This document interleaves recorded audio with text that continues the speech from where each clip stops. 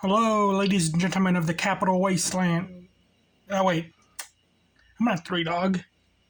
Hello, it is I, the Copper Owl. I've been playing a lot of Fallout 3 lately. My God, that game is so much fun.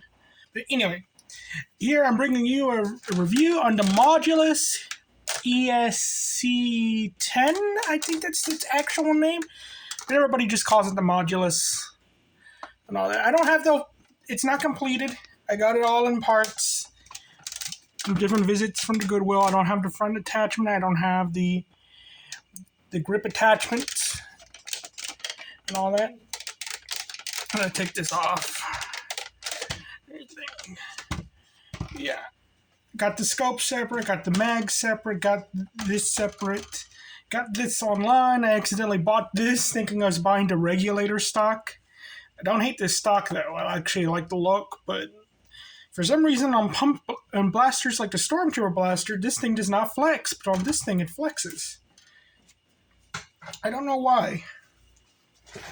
Scoot up a little bit. So I decided that I'm going to take the batteries out of a bunch of my blasters because I don't use them. But I'm also, because it's, what's the word I'm looking for? I want to save money, so I'm going to need all the batteries and all that. So I don't want corrosion either. Some of these I had to rescue from corrosion, so yeah. So let me adjust the camera a little bit. There we go. So the Modulus, and I'm taking out this for a second. It's a pretty neat blaster. Overall, I got it at Goodwill for like $5. Could have gotten a second one, but it was missing its battery tray, and I wasn't going to deal with that.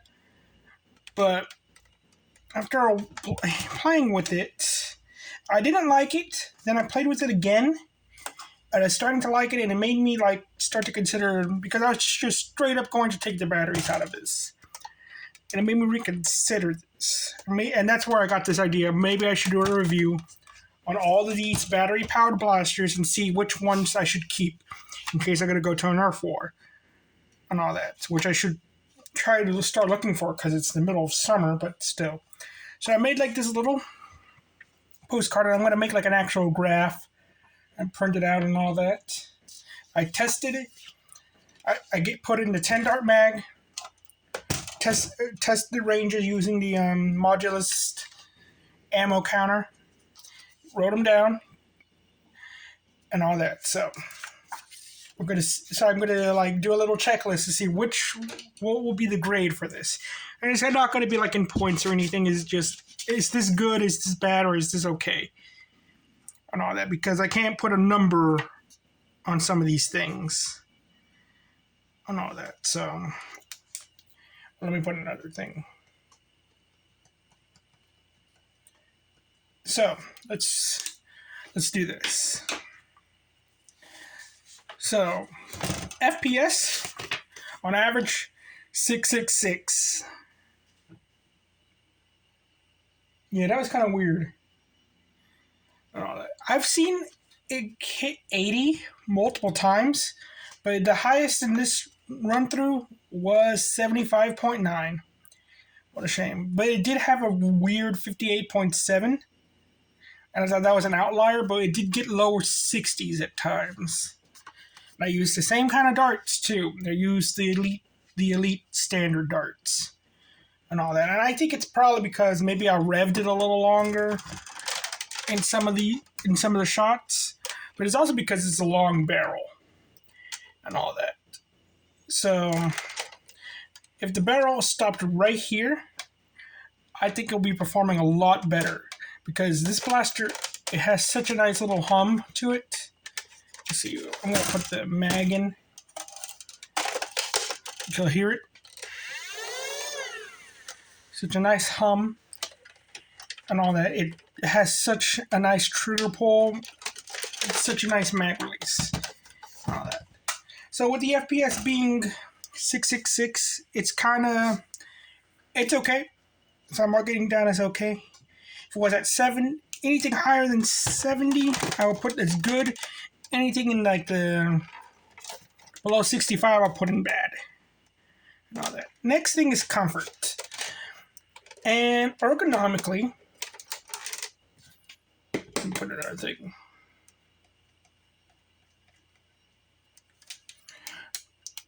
And I'm gonna put another thing too. I need to make a proper chart of this. I'm gonna print them out. Ergonomically, it's not bad. For some reason, I keep having the habit of holding this left-handed. Don't know why. Ergonomically, it's not bad. It's pretty front-heavy because the batteries are right here and all that, but it's also... It has this carry handle, which is pretty sturdy because there's a piece of plastic that is connected to a blaster inside of it. And this is going to come up later, but it's like I'm used to this because I like firearms that kind of have this weird little the carry handle thing where you put a tactical rail on top, which is something you'd see in stuff like the Steyr AUG and the FAMAS and I believe the M16 and all that. So it doesn't bother me, but I can see how it bothers some people and all that. It has a front flip sight that is absolutely useless, but it looks nice. So yeah, ergonomically, it's pretty okay. It's like if you ever held a rapid strike, it feels like that. The grip feels okay as well. A little bit too big for me, for my pinky. So sometimes I am holding it like this, but it's fine. There is a thing about it though that makes it uncomfortable, but it's part of another problem with it. It's part of the whole accessories, and if you put the front grip on it, yeah, I would not recommend putting a thing on there. But the front grip, it still is pretty comfortable. With the stock, pretty comfortable, but I prefer the regulator stock on it.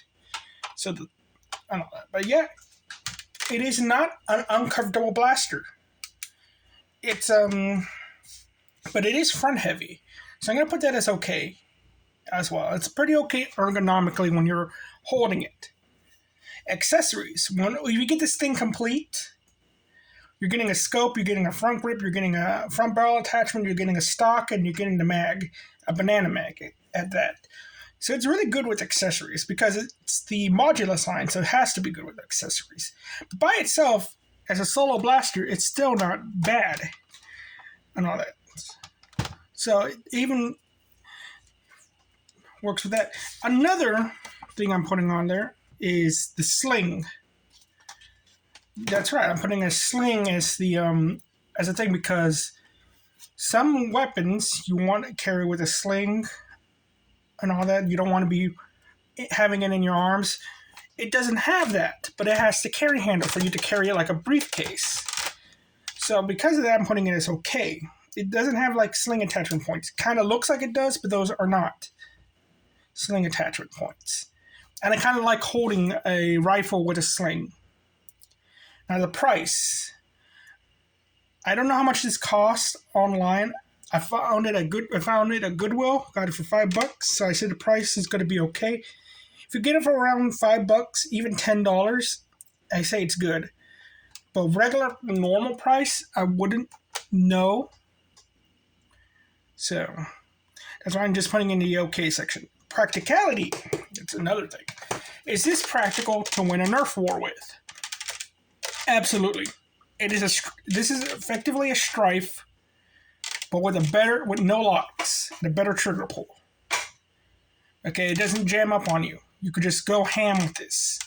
Okay, and you could put more tactical stuff on it. It is pretty useful and all that. You have the front grip and all. It is, practicality is good. Profile. This thing looks like, what I mean by profile is, does it look like a real world firearm? And It kind of does. It has this sci-fi look, but profile-wise, this thing reminds me of a light machine gun. And that makes it that if you paint this a certain way, you could get in trouble. So keep that in mind. You want to paint this to look all sci-fi. And because of that, I also have trouble thinking because of its profile and everything, and all that. Even I question if I should paint this. And I kind of wanted to paint it. So profile, I'm actually going to put bad. It's on that because one, it has this sci-fi look to it, but its silhouette is too real worldy to me. If this was painted all black, it would look like a firearm and all that. But it's like not like a Star Wars blaster, which yes, it's real steel. The AUG is also real steel and everything, but there's still like some cartooniness to them and all that. That makes it so somebody could easily tell that you're playing with a toy and all that. Playing with a Star Wars toy. It goes pew pew and all that. It lights up and everything. It has like a weird thing at the front of it. This, by itself, without even its attachments, does kind of have a light machine gun look to it. Tactics. What I mean by tactics, I mean does this pass my test? Which, I should have grabbed them. Now I gotta go get them. Does it pass my test of having this attachment in case mega darts are needed, as well as this attachment in case rockets are needed? I will not run a blaster that will not be able to use both of these attachments because I wish to be prepared for all scenarios. The Modulus excels at that. The side rails allow you to put this on the side and all that. You could have the front attachment as well. The problem is you have that problem where it's very narrow between this and the grip. So because of that, I want to put it as okay. Again, this is all subjective and everything, but I'm willing to accept that flaw because of how the blasters are all built. Because if I do not accept that, then a lot of blasters will be by default removed from my list and all that. Well, pretty bad blasters can be added to be considered really good because of that. So for tactics, I'm giving it a good.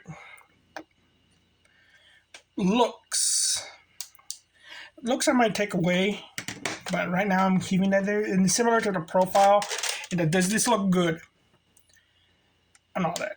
And when I think about it, I think the profile and look should be separate because the profile is more of a silhouette feature, whereas the looks, if you paint this up individual colors, you can paint this up to look like the colors of the rainbow or to look like Starry Night, okay, and all that. So, but will it look good on this? It's like, yeah, there's a really good looking blaster. It will be a pain to sand because of all these little areas and all that, but yeah, this is a really good looking blaster. And all that. Again, it screams light machine gun, but it also screams like sci-fi gun, Gears of War, kind of like there's a firearm in Gears of War that the Locusts use a lot, and this kind of reminds me of that. So I could see like a Gears of War paint job for this thing. Forget the name of it. Is it called like the Hammer Shot or something as well? I don't remember. Modability, I have no idea. I don't know how you can mod this, but it's a Strife essentially. So I assume Strife mods can work on this. I know that. I'm not 100% sure because I don't really do that with flywheel blasters. But I've seen people, they sawed off this part. They added a tactical rail on top and all that. I've seen them do different. So this thing is very moddable. So I'm putting that as a good. Let's see the overall score. We got 1, 2, 3, 4, 5 goods, 4 okays and 1 bad. So overall, this is a good blaster, in my opinion, in my little weird grading and all that. So 5 is half the time. So it's technically, it leans towards, so 50% of the time it's going to be good. The other, and 40% is going to be okay. And only in one scenario will it be bad. And that's just a scenario in which you paint this thing in a certain color. So this is a above average blaster. So will I keep this blaster? Yeah, I'm going to keep the batteries in this blaster. This is a blaster I'll take around. I might lend to somebody.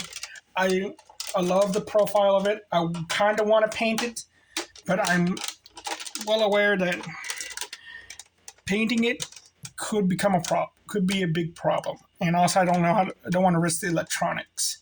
So with this blaster, yeah, I'm keeping it and all that. I kind of preferred this over my Strife. But but you'll see later on there are other blasters that I would consider over this one, and you'll be surprised. Well, thank you very much, all. I hope you all have a nice day, and bye-bye.